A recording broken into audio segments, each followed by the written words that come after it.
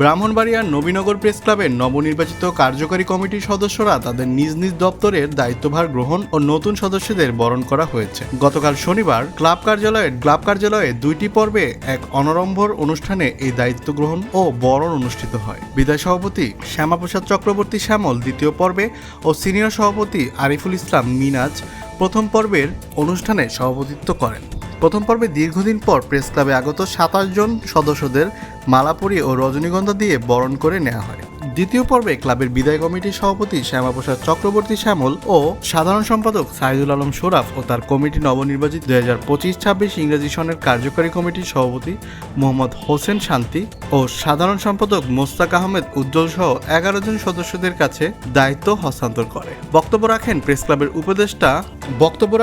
ক্লাবের উপদেষ্টা আবুল কালাম খন্দকার, সাংবাদিক মাহবুব আলম লিটন, শান্তি কুমার ভট্টাচার্য,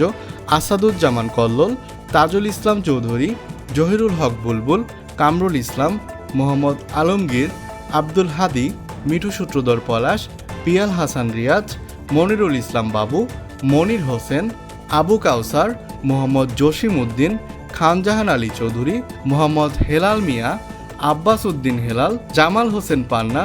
মাজিদুল ইসলাম, মোহাম্মদ সফর আলী, কাউসার আহমেদ, খায়রুল এনাম, রাশেদুল ইসলাম,